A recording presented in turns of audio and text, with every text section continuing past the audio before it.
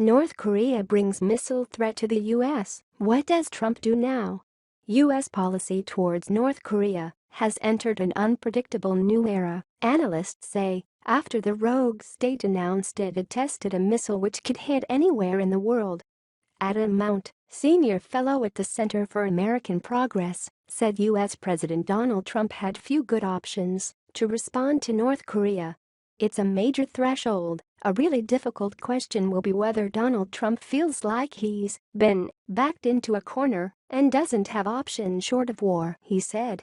I think what we'll have to grapple with in Washington is that none of our tactics or our levers mean the same thing anymore, Mount added.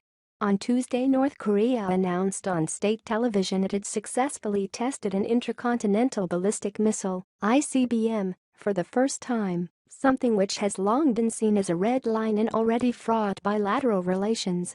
Ewan Graham, director of the International Security Program at Sydney's Lowy Institute, described the development as a foreign policy failure for the United States, going as far back as the Clinton administration.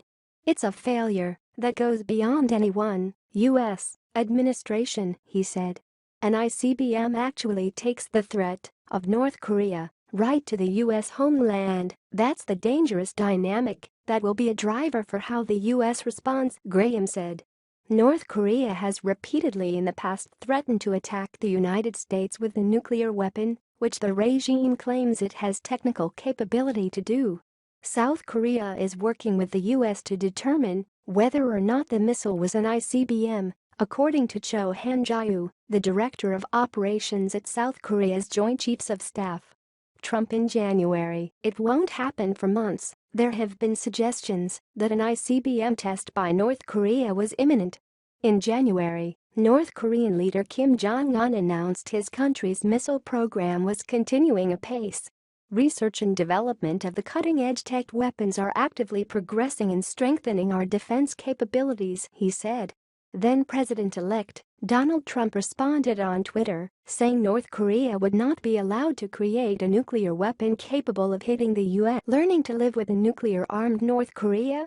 Experts say there are no good options for the Trump administration to deal with a heavily armed North Korea. You can't try to stop North Korea crossing a threshold. It's already crossed it.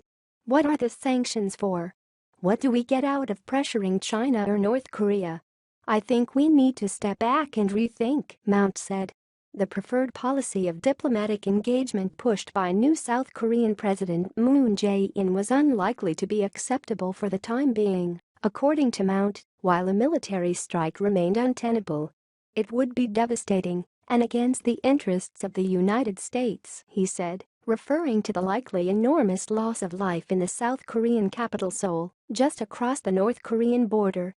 Graham said the likely outcome might be learning to live with a nuclear-aggressive North Korea.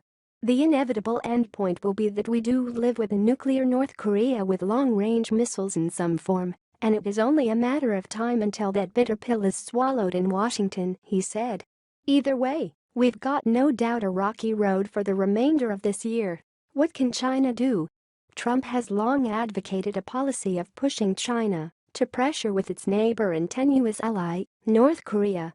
After Tuesday's launch, he even suggested on Twitter they put a heavy move on the rogue state. But in the past week or so the U.S. appears to have returned to a confrontational policy on China as it lost faith in Beijing's ability to put the brakes on Pyongyang. I think it's now impossible for the Chinese to argue that they are positively restraining Kim Jong-un.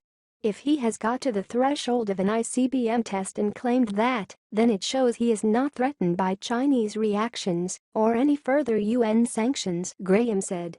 It's a poke in the eye for China. But Graham said China was also likely to place blame on the United States, saying if only Trump had listened to their calls for the U.S. to back down on South Korean drills in exchange for a freeze on North Korean nuclear and missile program, this might not have happened. I think the Chinese will try to dodge any blame and say we can't control North Korea, he said.